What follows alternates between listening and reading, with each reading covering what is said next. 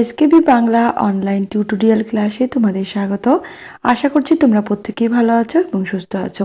SLST MSc PSC তার সঙ্গে নবম থেকে দ্বাদশ শ্রেণীর ছাত্রছাত্রীদের জন্য আমাদের এই চ্যানেল থেকে বিভিন্ন ধরনের ক্লাস দেওয়া হয়ে থাকে। তার সঙ্গে বিভিন্ন ধরনের মক টেস্টও নেওয়া হয়ে থাকে ধারাবাহিকভাবে।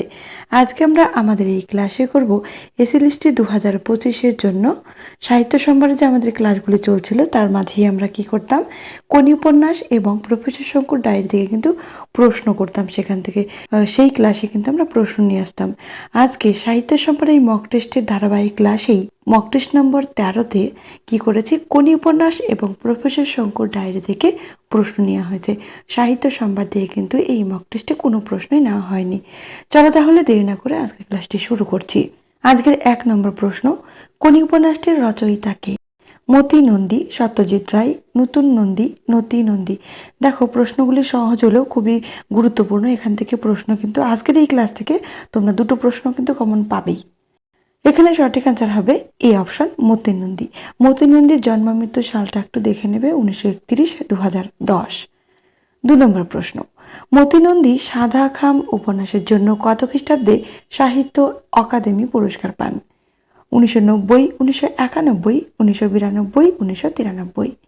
এখানে সঠিক অ্যান্সার হবে বি অপশন, 1991। 3 নম্বর প্রশ্ন, মতি নন্দী 1974 সালে কোন পুরস্কার পেয়েছিলেন? আনন্দ পুরস্কার, বাংলা একাডেমি পুরস্কার, রবীন্দ্র পুরস্কার, বঙ্কিম পুরস্কার। এখানে সঠিক অ্যান্সার হবে এ অপশন, আনন্দ পুরস্কার। 4 নম্বর প্রশ্ন, কোন উপন্যাসটি কোন গ্রন্থ থেকে নেওয়া হয়েছে? 10টি কিশোর উপন্যাস, কিশোর উপন্যাস, 10টি শিশুদের উপন্যাস, সবগুলো ঠিক।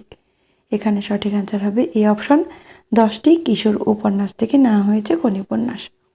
5 নম্বর প্রশ্ন, কোন উপন্যাসটি কত খ্রিস্টাব্দে প্রকাশিত হয়?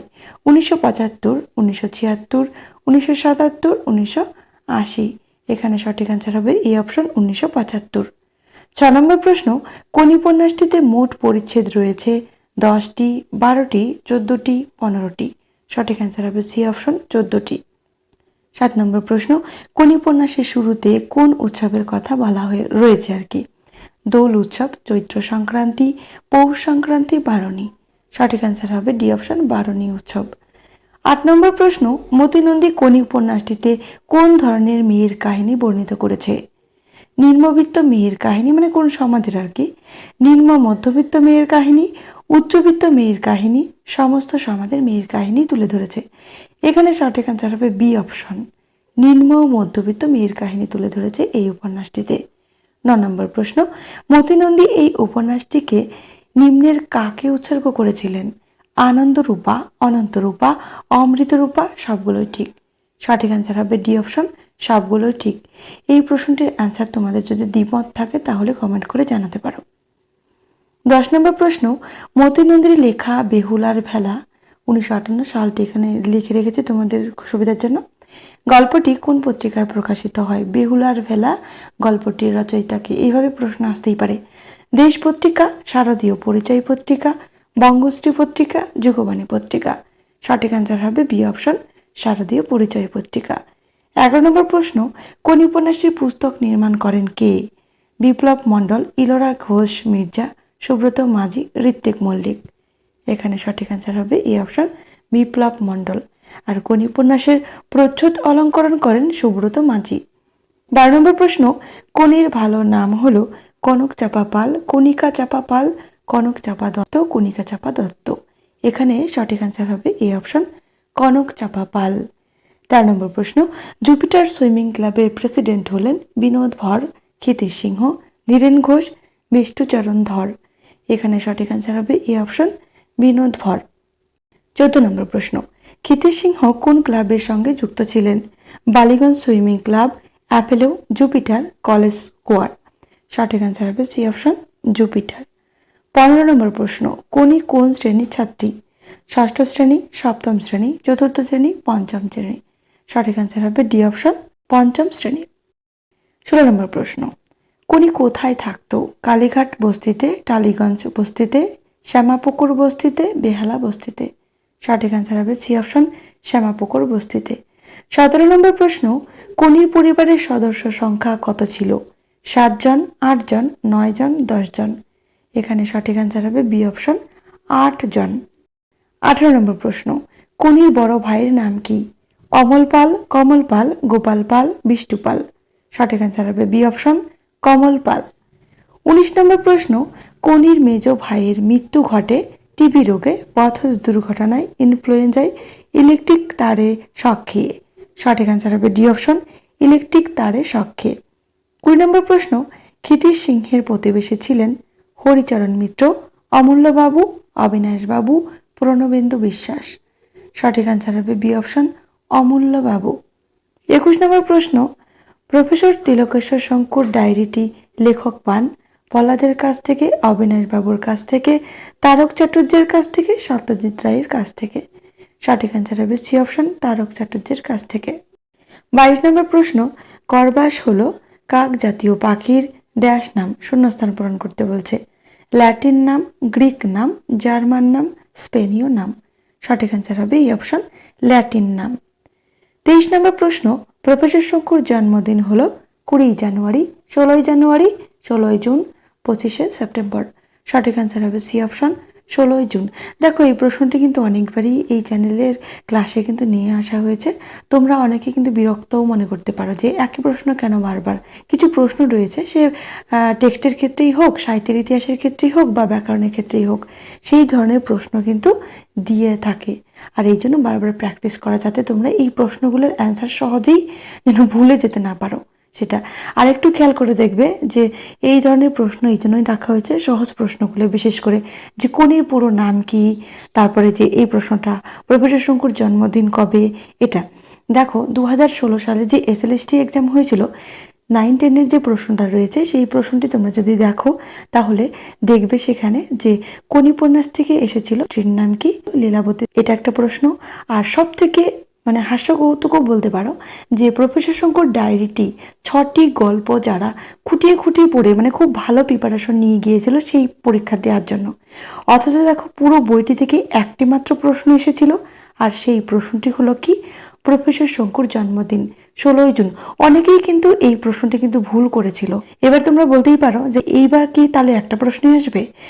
দেখো সেই প্রশ্নের কথা যদি তোলা হয় তাহলে সেটা তো বলা মুশকিল, কারণ কেউ তো বলতে পারবে না যে প্রশ্ন কিভাবে আসবে বা কোথায় থেকে আসবে। কারণ যারা প্রশ্ন সেট করবে একমাত্র তারাই বলতে পারবে যে প্রশ্ন কিভাবে দেবে বা কোন ধরনের প্রশ্ন তাদের আনা উচিত। তো আমাদের বিভিন্ন অ্যাঙ্গেল থেকে কিন্তু প্রিপারেশন নিতে হবে, যাতে যে প্রশ্নই আসুক সেই প্রশ্নের সঠিক অ্যান্সার যাতে আমরা করতে পারি। পরের প্রশ্ন হলো 24 নম্বর প্রশ্ন, নিম্নের কে 7 বার ভারতবর্ষে গেছেন? Lindquist, Sanders, Heinrich Steiner, Norbert Steiner. এখানে সঠিক অ্যান্সার হবে সি অপশন হাইনরিক স্টাইনার। 25 নম্বর প্রশ্ন, হাইনরিক স্টাইনারের বয়স কত ছিল? 50 বছর, 55 বছর, 60 বছর, 65 বছর। এখানে সঠিক অ্যান্সার হবে বি অপশন 55 বছর। প্রফেসর শঙ্কু আন্দাজ করেছিলেন হাইনরিক স্টাইনারকে দেখে, একটু মনে রাখবে লাইনটি। 26 নম্বর প্রশ্ন, নরবার্ট স্টাইনারের বোন ছিলেন কে? লারা, ক্লারা, লেনি, উইলি।